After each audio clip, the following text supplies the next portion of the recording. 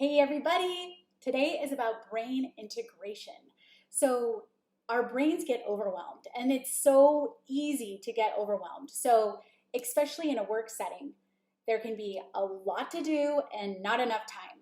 Story of our life, right? Even at home, it never feels like everything is going to be able to get done. We write to-do lists and there just isn't enough time. And so we put the to-do list for the next day and the next day, and we procrastinate because when we finally do have the time, we don't feel like it and we're just exhausted. And so burnout, anxiety, and depression all contribute to not being able to do what we really want to do. We can't focus our energy because we're emotionally exhausted and we just don't have it in us.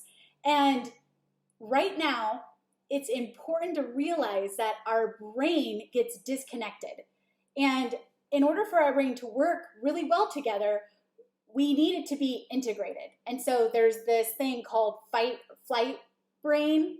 I call it the fighting brain versus the resting brain.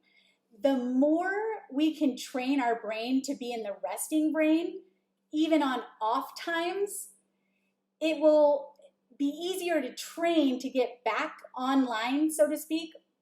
When we're stressed out, we are not online. We are in chaos. Our brain is in survival mode.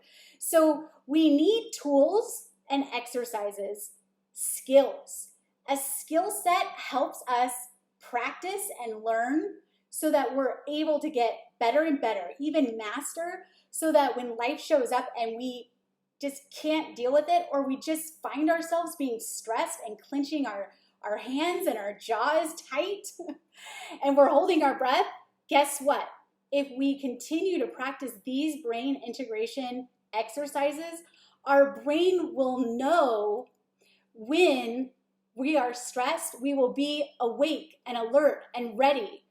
So we have to keep practicing these in the day that we're in so that it becomes a way of life. And our brain understands that I'm going to keep doing these things to rest, to give clarity. The whole point behind getting our brain online is so that we can think better, so that the cortisol goes down, that our central nervous system is calm, that we're able to enjoy our life, right? Even in those moments when there are too many patients, not enough time, too many things to do, and no energy to do it.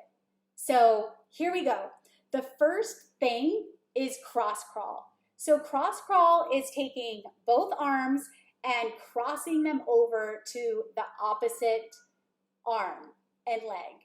Now, walking is a way to naturally, if you're swinging your arms back and forth, naturally walking will integrate your brain. Get it back online so that it's thinking more clearly.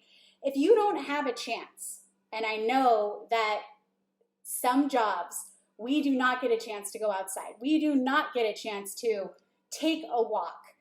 We can always go to the bathroom and we can always take 60 seconds to be alone, to just march in place. So take the opportunity to practice doing this. Take the opportunity to take 60 seconds each day. When you can take 60 seconds for yourself and make a dedicated 1 minute to integrating your brain, to getting back online, then you can do another minute. And that maybe it's every other hour you're taking 1 minute for yourself. Excuse yourself to the bathroom to do one of these exercises. It seems so silly, but our mind feels like it can do anything for 1 minute.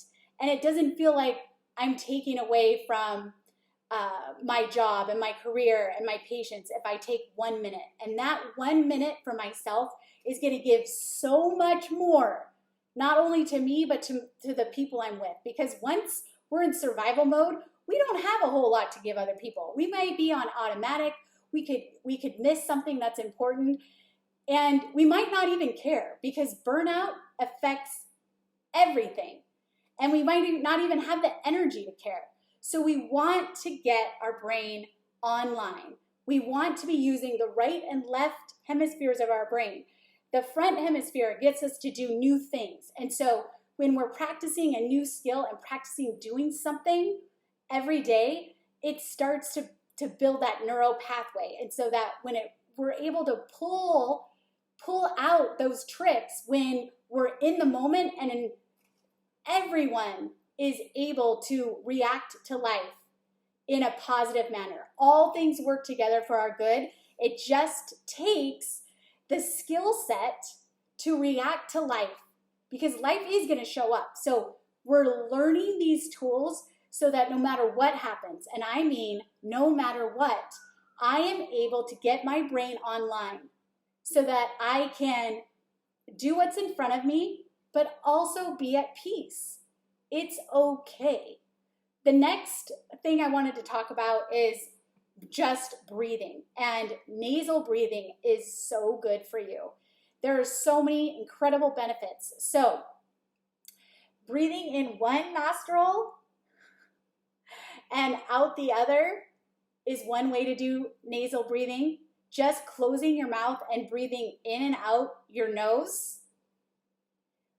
Taking one nostril and breathing in and out your nose on one side for 30 seconds, and then use the other nostril for 30 seconds. Earthing is another way to ground us, where we literally take our shoes off, and even cement, because it's of the earth, is a way to ground yourself with no shoes. So taking your shoes and socks off and just putting them on cement, sand, ground. My next favorite one is called hookups. So what you do is you put your hands out in front of you, you twist your right over your left, interlock your fingers, and then bring it up like this. And then you're gonna cross one leg over the other. Take deep breaths in for 30 seconds. Take yourself out of the lock, switch your arm around, bring it up, switch legs, 30 seconds. You can do this at your desk, hopefully not cause too much of a commotion. But again, going to the restroom and doing these things standing up is helpful. What I would do at 3 o'clock, I would have this urge to fall asleep and eat sugar and caffeine. I would go to the restroom and I would just punch the air, cross punch like this as fast as I could. And I would feel warm and energized and an alert almost automatically. I mean, it was just so quick. And I never even did it for 60 seconds. I did it for 30 seconds and something changed. I felt different. Tapping this little part right here is another way to calm. This is, and just being able to even say words. If you can say them out loud, it's even better, because that's turning on a neural pathway, a neurosensory in your mind. And so just by tapping by your collarbones and using the word peace, calm, hope, joy, just using some positive words. The last thing I'm going to say is body language. Just going into the bathroom stall and getting big. Putting your arms up, looking up, putting your arms on your hips. Taking up space is telling your brain, it's giving your brain lots of sensory information. It is saying you're worthy, you're confident, you have a purpose. So using body language is my favorite way to get integrated and use my brain in a positive way. And this is what I want you to do. I want you to track how often you're doing these exercises. And as you get better and better, you can add more minutes on throughout the day. Remember, an online brain is the best.